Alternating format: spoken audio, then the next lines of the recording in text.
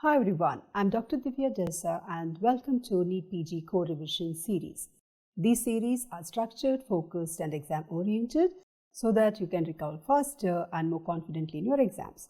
In today's session, we are going to break down the anatomy of mammary gland into clear, high-yielding, exam-oriented, exam-focused concepts. So let's get started. So what is mammary gland now? So the mammary gland or the breast, it is present in the pectoral region and it is nothing but a modified apocrine sweat gland. So this is found both in males as well as in females, but in males it remains rudimentary throughout life, but in females it is well developed at the time of puberty. So the mammary gland or the breast is nothing but a modified apocrine sweat gland. So it's a modified sweat gland. So it is seen in the superficial fascia of the pectoral region. Superficial fascia of pectoral region. So we can see here just beneath the skin, the mammary gland is located in the superficial fascia. So the mammary gland, just a bit about the development so that we understand the anatomy of mammary gland better. So this mammary gland, it develops from the epithelial lining of the ducts as well as the alveoli will be derived from the ectoderm, okay, from the surface ectoderm. It has the 𝗣𝗵𝗂 stroma, okay, which will be derived from the mesoderm, okay, underlying mesoderm. So the mammary gland is developed from two germ layers, both the ectoderm as well as the mesoderm. So during the 4th week of development, okay, so they develop, the mammary glands will be developing from this ectodermal thickening. So this ectodermal thickening, if you see, it extends from the axilla, okay, axilla up to the, from the axilla up to the groin. So this we call it as the milk line, okay, it is called the milk line or ridge of 𝗪𝗪𝗪. It is called milk line. So this ridge, the ectodermal ridge, it extends from the axilla to the groin and it is called the milk line, or it is also known as the ridge of 𝗪𝗪𝗪. Okay, it is called the ridge of 𝗪𝗪𝗪. So we will see what happens. So now here if we see, it extends all the way from the axilla up to the groin. So in the lower mammals, what happens? Along these lines, several mammary glands develop. So that is why in animals we will see, okay, many mammary glands. But in humans what happens is, this most of the ridge will disappear in the lower part and only it remains in the upper part of the pectoral region. And a small part will extend up to the axilla. So that is why we see the extension of the mammary gland into the axilla as the axillary tail of Spence. So now here this ridge will thicken and it becomes depressed, okay, so it becomes depressed and after that it gives about, so this is the ectodermal ridge.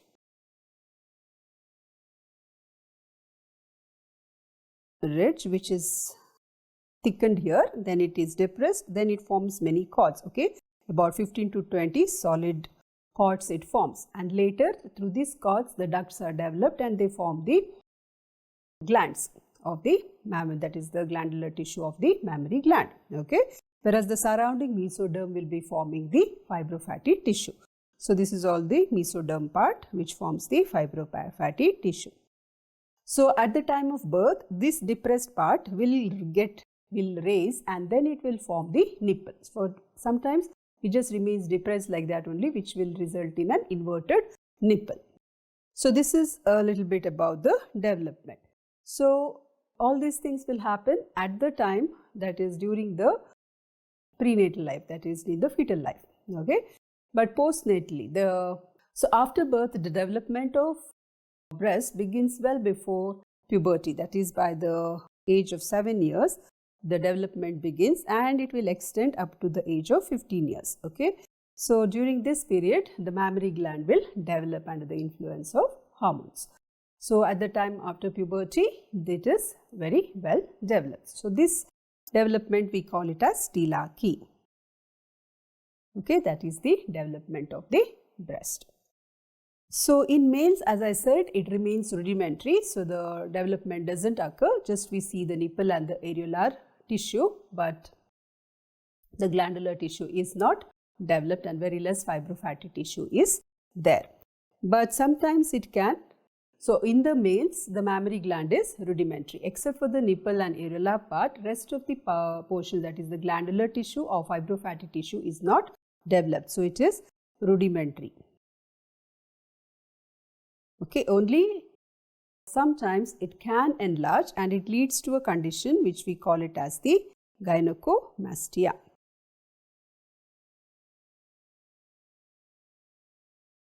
So, but in females if you see, it becomes a very well developed organ.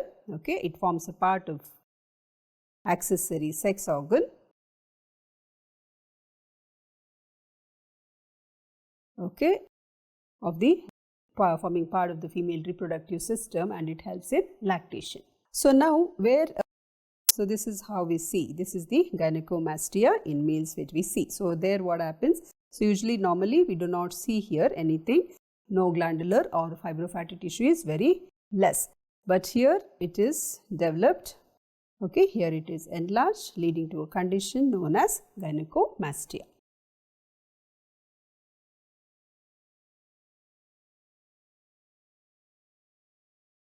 So that can also lead to gynecomastia, sometimes can lead to male cancer, also male breast cancer.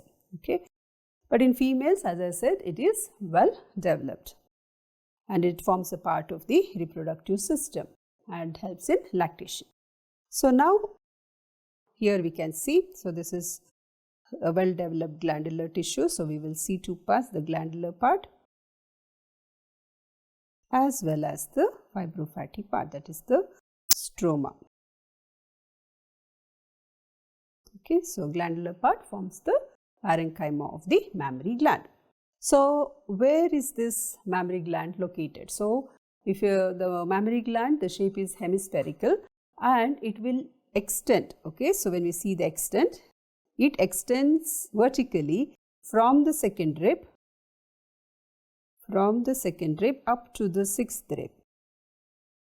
Okay, so that is the vertical extension from the second to the sixth rib, and horizontally it will extend from the lateral border of sternum,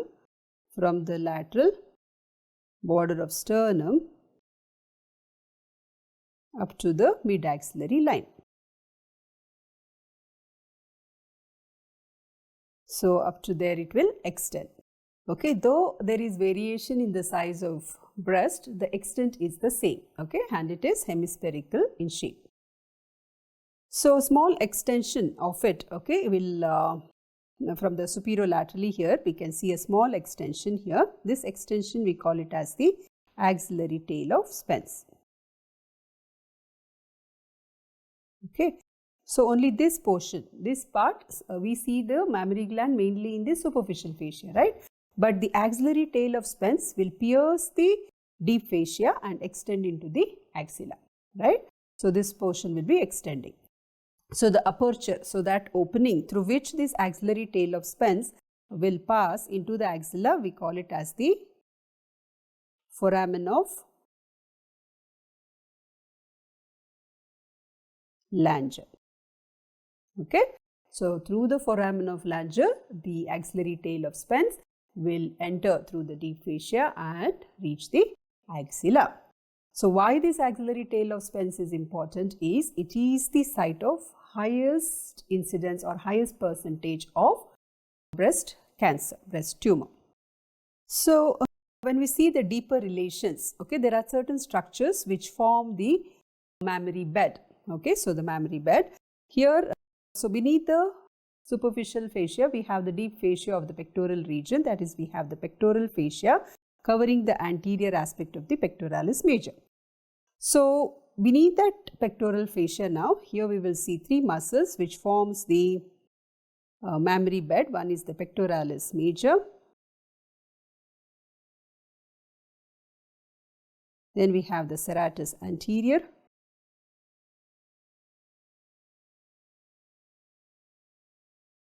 and down here we have the external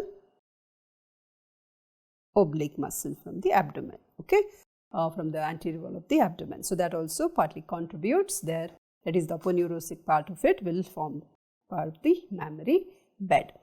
So this is how we can see in this region, okay. So pectoralis major here, pectoralis major, the serratus anterior, and the external oblique.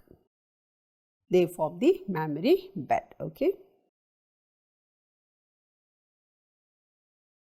So this is how we see in a cross section, sagittal section. So here the breast is separated. Now this is the pectoralis major muscle and this is the pectoral fascia. So between the pectoral fascia, okay, and the breast, there is a space, and that space we call it as the retromammary space.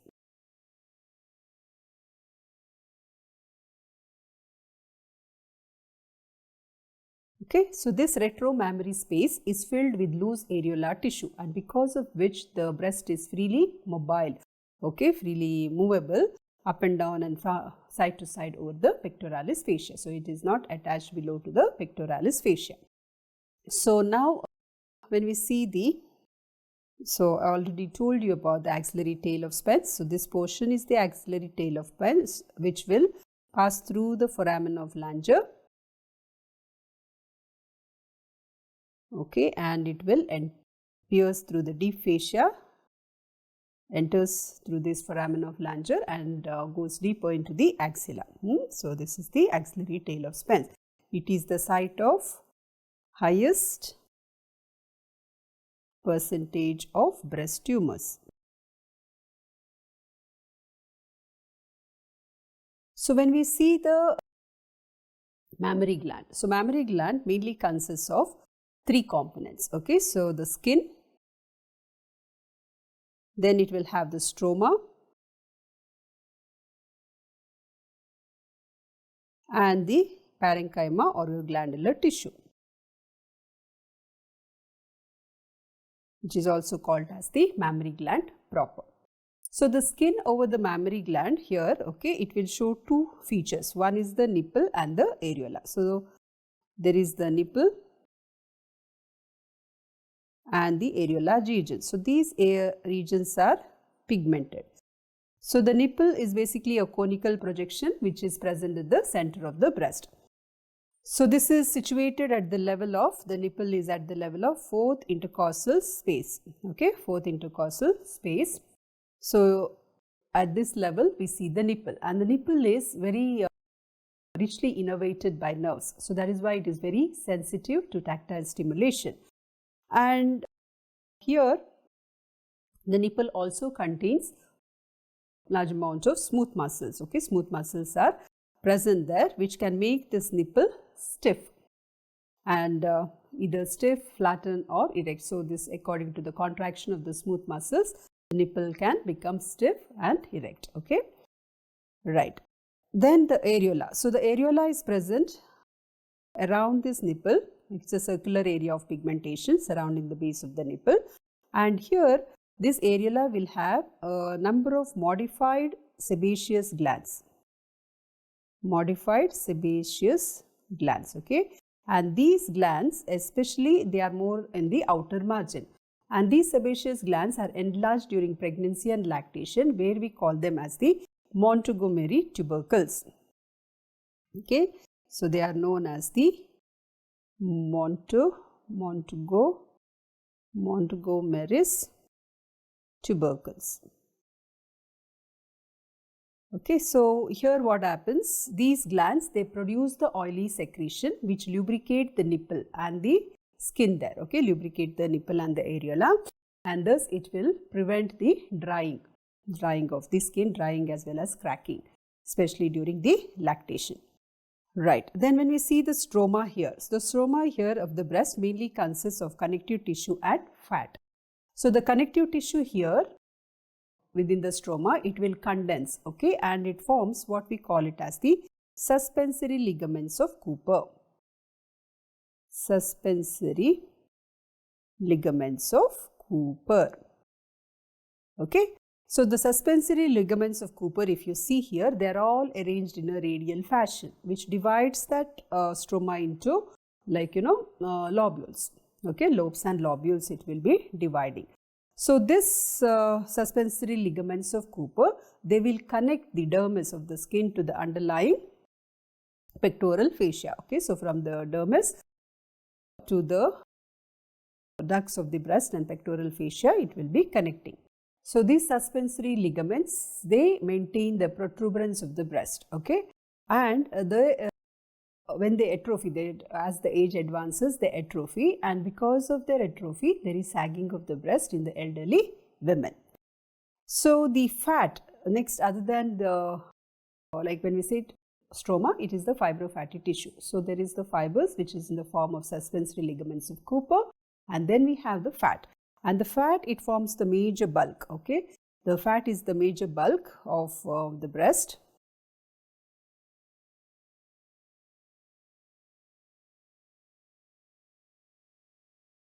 Of the breast tissue, and here the fat is distributed all over the breast except beneath the nipple and the areola. There the fat is not present, okay.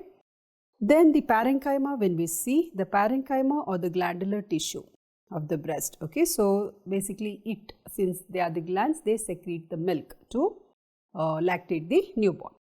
So, this will contain about 15 to, okay. So, this is the parenchyma,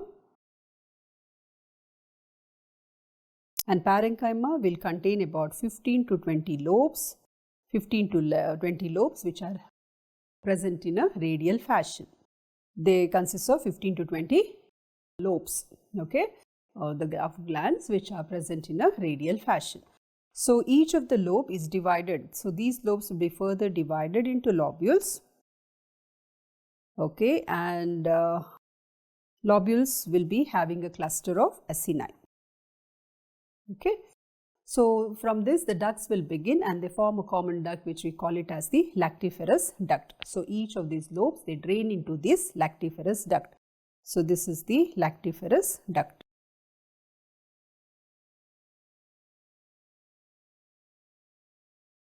Okay, 𝗪𝗪𝗪 duct. So, they all 𝗪𝗪𝗪 duct, they converge towards the nipple, and just before they open, they form a small dilatation here which we call it as the 𝗪𝗪𝗪 sinus. And this 𝗪𝗪𝗪 sinus serves as a reservoir for milk during lactation, okay, reservoir of milk during lactation. So, this is about the structure of the female breast. Then coming to the arterial supply, okay. So, the mammary gland is a very highly vascular structure. It is highly vascular. So, it is supplied by the branches from the three main arteries, that is we have the internal thoracic,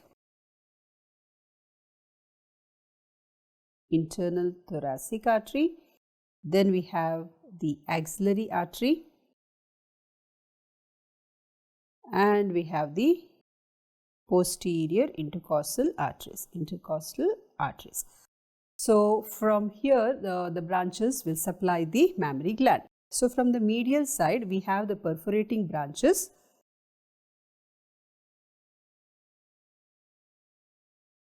from the internal thoracic which perforate through the second, third and fourth. Okay, second, third and fourth perforating branches we say, because they pierce through the second, third and fourth intercostal space and they supply the medial aspect of the mammary gland. Then from the axillary artery we have the superior thoracic,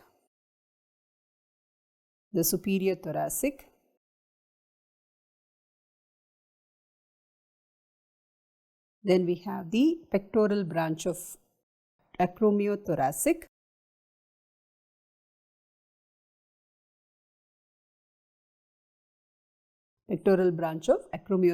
artery, and then we have the lateral thoracic.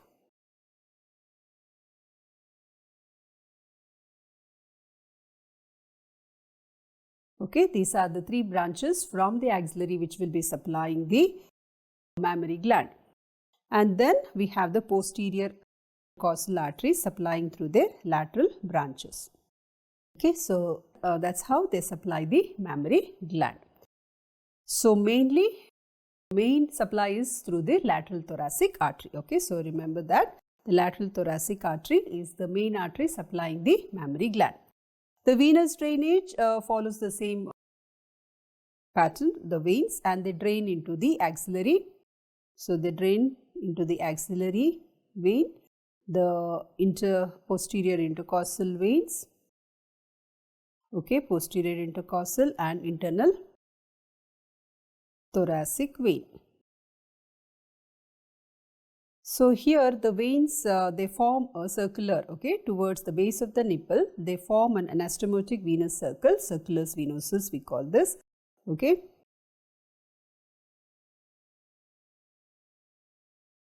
And from here they drain into this. So this venous drainage is important because it forms a pathway for the spread of cancer. So here how the cancer cells spread is, okay, so the spread of cancer from the breast to the brain. So venous pathway is very important. So here the cancer cells, okay, so the cancer cells from the breast, okay, so the cancer cells, they go to the posterior intercostal veins, and from there they go to the vertebral venous plexus, and from the vertebral venous plexus they go to the dural venous sinuses, okay, intracranial dural venous sinuses, and from there goes to the brain. So that is how the metastasis can occur from the mammary gland to the brain. Next important is the lymphatic drainage of mammary gland, because lymphatic drainage is a very common route of metastasis of the breast malignancy to different regions. Okay, so before we go into the lymphatic drainage, let's understand the lymph nodes which basically drain the mammary gland. Okay, so we will first see the lymph nodes which drain and the lymphatics through which brings about the drainage to these lymph nodes. So now the major part of the mammary gland is drained by the axillary group of lymph nodes. So the axillary group of lymph nodes, we see it in the axilla. Okay, so we have the axillary group of lymph nodes present in the axillary region here, where we have the anterior. So this is the anterior group, this is the posterior group, and then we have the central here, and here we have the lateral. Okay, so lateral doesn't drain the mammary gland here. Lateral basically drains the upper limb. So basically the posterior, the anterior, the central, and then we have the apical here. Okay, apical is there. Then here we have the deltopectoral or the cephalic.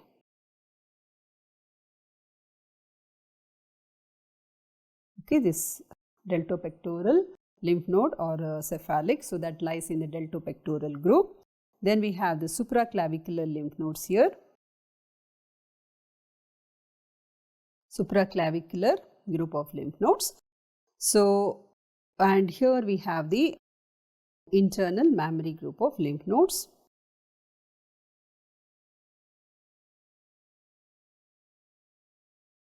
And here we have the posterior intercostal nodes.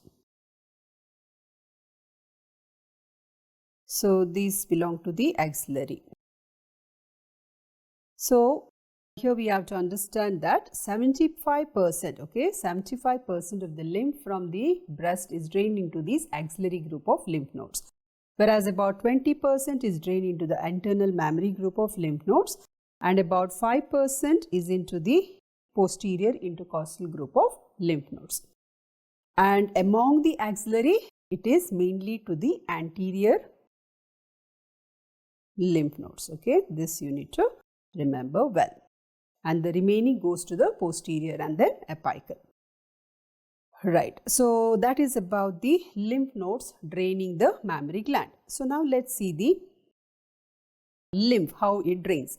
And here one more thing, in addition to this, we have to also remember that the lymph can drain into the subperitoneal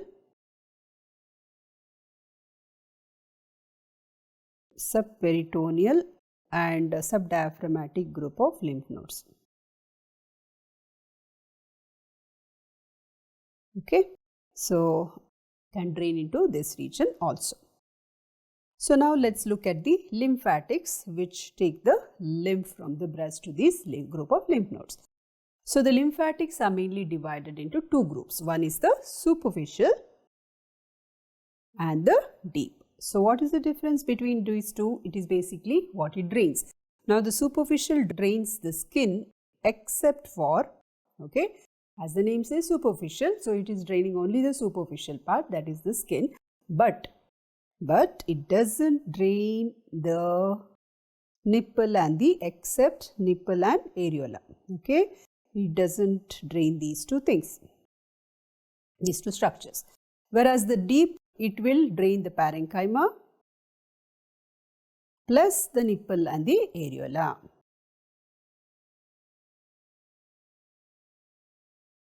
Okay, so the deep lymphatics. So now there is this deep group of lymphatics which we present. Okay, so a plexus of lymph vessels, okay, lymphatics which are present beneath the areola, we call them as the subareolar plexus of Cepheid. Now these subareolar plexus of Cepheid as well as the lymph from the subareolar plexus of Cepheid as well as from most of the breast is drained into the anterior group of axillary lymph nodes. Now here we have to understand that is from the lateral quadrants. Now the breast is divided into upper lateral, upper medial, lower medial quadrants. So from the lateral quadrants, most of the the lymphatics is drained into the anterior group of lymph nodes, anterior or the axillary group of lymph nodes. Yeah. And that is from the upper lateral, lower lateral quadrants, it goes to the anterior group of lymph nodes. And here the lymph from the medial quadrants, okay, the medial quadrants, it basically drains into the internal mammary group of lymph nodes of the same side as well as to the opposite side. Here also you have to remember that the superficial lymphatics also from one side they communicate with the other, okay, they drain into the other. Then lymph from the lower lateral quadrants, okay, lower lateral quadrants can also go to the posterior intercostal group of lymph nodes from the lower. So here we have the posterior intercostal group of lymph nodes, so it can go there, right? And some of the lymphatics from the lower medial, it can go, okay, pierce the anterior abdominal wall and it can communicate with the subperitoneal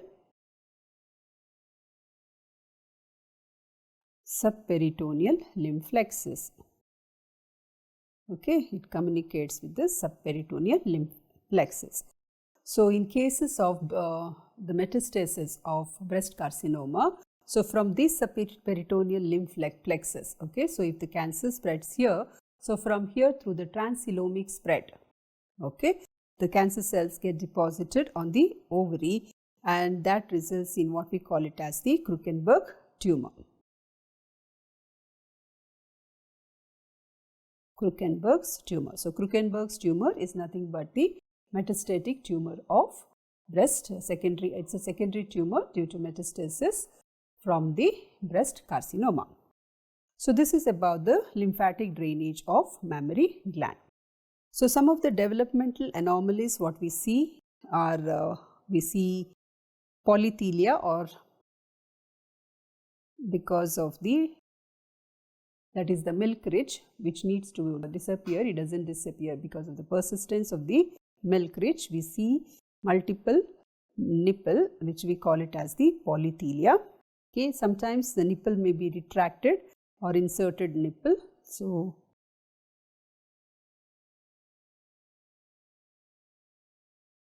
So this is mainly happens with the nipple fails to develop from the depressed ectodermal ridge, that pit, right. So then absence of mammary gland, we call it as emastia. So here we can also see the polythelia, multiple nipples. Then polymastia development of more than one breast along the milk line. Then breast cysts are basically, they are fluid filled sacs. So fluid filled sacs, so they are non-cancerous, they are benign. So these cysts are mainly, we see it fluctuating according to the menstrual cycle. So usually seen in the age group between 30 to 50 years of age, we see this breast cyst. And we have the fibroadenoma. So it is basically the glandular tissue under the influence of hormones, it enlarges. Okay, so it is freely mobile within the breast tissue. Okay, so we call it as the mouse in the breast. Okay, we call it as the mouse in the breast. So this is mainly seen in the premenstrual period, and after menstruation it decreases in size. So this is basically due to the stimulation by the hormones. And breast abscess. So breast abscess is basically infection of the parenchyma there because of mastitis. Mastitis is inflammation, and basically when it is infected by bacteria, bacterial infection will lead to breast abscess. So we can see all the signs. This is the breast abscess. We can see the signs of all inflammation here. So the upper lateral quadrant, incidence of cancer is highest in that quadrant, okay, and along the axillary tail of Spence. So in this part, highest incidence of cancer occurs, and in this usually because due to the spread to the axillary lymph nodes. Okay, so the first lymph node which gets affected, we call it as the sentinel lymph node. So here we see certain signs and symptoms due to malignancy. Okay, one is the POD appearance of the skin. Now this POD appearance of the skin is, it gives the appearance of the orange skin appearance, and this is because of the obstruction. Okay, this is due to obstruction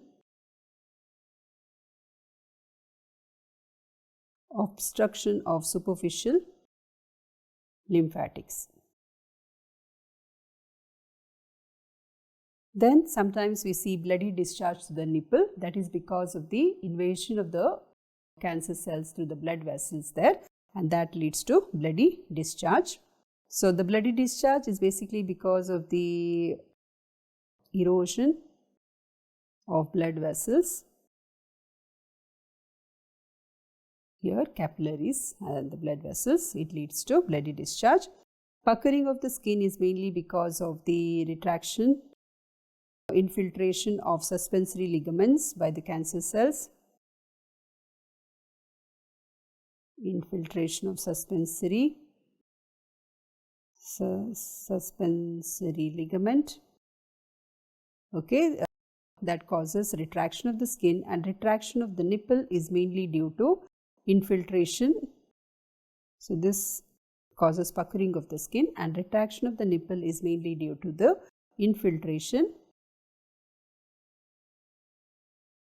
and fibrosis of lactiferous ducts, right. So that will cause the retraction of the nipple.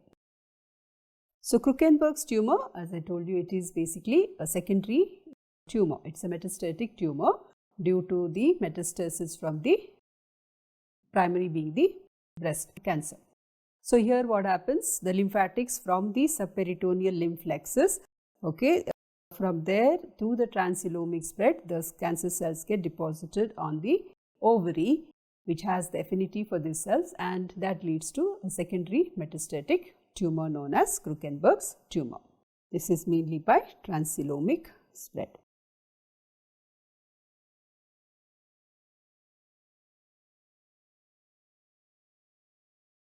So usually it is from the lower medial quadrants. From there the cancer cells can go to the subperitoneal plexus of lymph plexus, and from there through transcoelomic spread it can go to the ovary.